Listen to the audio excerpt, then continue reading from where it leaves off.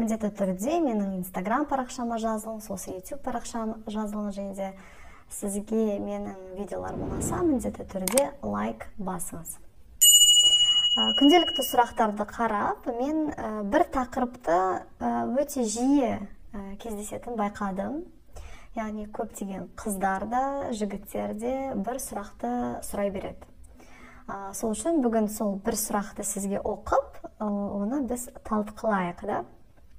Давайте оқиын да. Саламатсыз ба? Сұрағым бар еді. Жақында қызыммен төсекте болғам, бірақ қыздығына тиіспедім. Үстіме отырып, менің мүшемді өзінің мүшесімен уқалап еді. Содан менен сперма ағып кетті. Сол сперма қыздың мүшесіне кіріп жүкті болып қалу мүмкін бе? Еттекірі келмей жүргеніне 43 күндей болды. Бірақ өзі менде осындай постоянно болып тұрады, постоянно кешігеді. Адамның денсаулығына қарай дейді. Енді жүкті болып қалу мүмкін бе? Жақындасқанымызға 15 күн болды. Өтініш жауап беріңізші. Мына жерде қандай сұрақ, да? Жыныстық қатынас болмаған сыртынан да, бірақ та бір қорқыныш бар, себебі спермада шәует қыздың мүшесінде қасында болуы мүмкін, сыртынан да. Сол кезде жүкті болу қаупі бар ма? Мына жерде айта кетейін, әрине, да, достар, себебі көбісі маған кері байланыс қалдырғанда, көбісі айтады, вот сен күнәға батып баратсың, анау мынау деген сұрақтар өте көп. Мына жерде айтатыным, әрине, жыныстық қатынас некеге дейін, даже осылай сыртынан болса да, түрлі жыныстық қатынастың түрлері некеге дейін харам деп есептеледі, яғни күнә. Да, оны мен айтайын. Бірақ та күнделікті маған осындай сұрақтар келіп атқан соң, оған көзді жұмып, үндемей жүруге болмайды деп ойлаймын. Сіз де өз пікіріңізді міндетті түрде астына қалдырыңыз. Және де осындай сұрақтарға мен міндетті түрде жауап беруім керекпін, да? Білім болған соң, адамдарда білім болған соң, ертең осындайға барарға дейін ойланады, да? Керек па, керек емес пе, қаупі қандай, да, осындай нәрселерді ойланады. То есть, сол үшін сақтықта қорлық жоқ, білгені дұрыс. Енді жүктілік қалай болады? Әрине, жүктілік бұл, мен айтқандай да алдыңғы видеоларда, бұл сперма, шәует, ол тек қана ең соңында бітіргенде емес, еркектің даже қозған кезде шығатын сұйықтық, соңында ішінде сперматозоид болуы мүмкін. Яғни бітірмейде еркек кісі әйелді жүкті болып қалу мүмкін қаупі бар, да? То есть это медицина, наука, ғылыми тұрғыда дәлелденген. Енді былай қарастырайық, да? Мүше ішіне кіру керек пе дегені, мына жерде былай да былай болуы мүмкін. Себебі жүкті әрине сперма қынапқа кіру керек, және содан, в общем, как это называется, яичниктер әйелге кірсе, ұрықтанады, да, жатырға кіріп. Бірақ та осындай кездер болады, когда ішіне кірмей-ақ сыртынан да шәуеті кішкене де болса, себебі сіз білетіндей, мен уже оны 100 рет айтқанмын, әйелдің, әр қыздың өзінің қыздық пердесі бар, және сол қыздық пердеде тесіктер кішкентай бар, да, сол тесіктен еттекір шығады да ай сайын.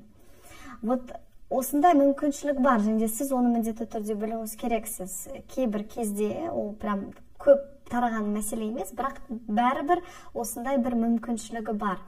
Бұл сыртынан істесе де жігіттің спермасы, в общем, сұйықтығы, сол қыздың қыздық перденің тесіктерінен кіріп қалса, ішіне кіріп, ол да жатырға кіріп жүкті бола алады. Осындай қаупі бар.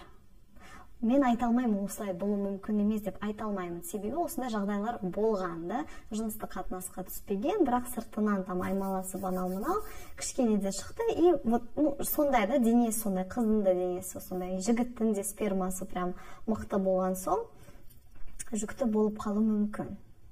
Сіз осыны да міндетті түрде қарастырыңыз, да, осылай ойын анау-мынауға дейін.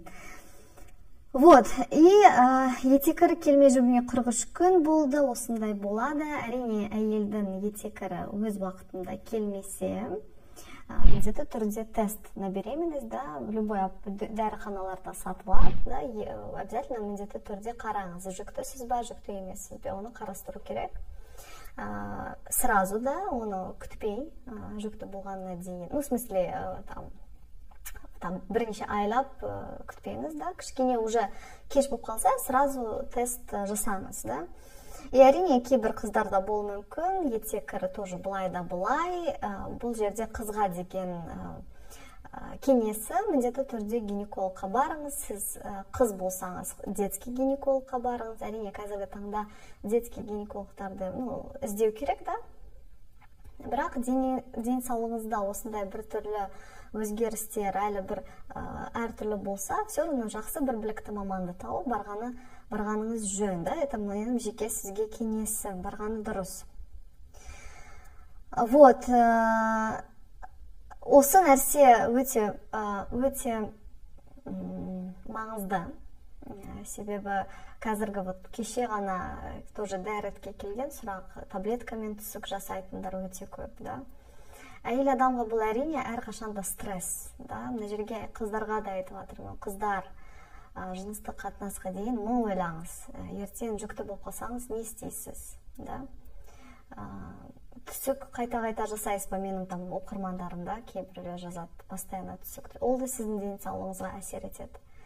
Еркектер, балдар да, жігіттер де ойлаңыз, да, бұл да үлкен жауапкершілік. Егер де ертең жүкті болып қалсаңыз не істейсіз, оны алдын ала сөйлескені дұрыс, да. Соншалықты махаббат анау болса, әрине үйленгені дұрыс, да, ниетпен. Ойынан от шығады дегендей, да, ойынан осындай жүкті болып, ертең түсік жасайтындар да өте көп. Оны мен айтпай-ақ өзіңіз де білесіз, да. Осы сұраққа мен жауап бердім деп ойлаймын. Бұл өте өзекті тақырып. Егер де осыған орай, осы тақырыпқа қатысты басқа да сұрақтарыңыз болса, да, жүктілік жайында жалпы бірінші жыныстық қатынас кезінде. Себебі бүкіл мәселелер вроде айтылған, бірақ та бәрібір бірдеме түсініксіз болса, ары қарай бірдемені ашам десеңіз, міндетті түрде артына пікір қалдырыңыз, да. Осы видео сізге пайдалы болса, міндетті түрде лайк басыңыз, және де менімен болғаныңыз үшін рахмет. Сау болыңыз.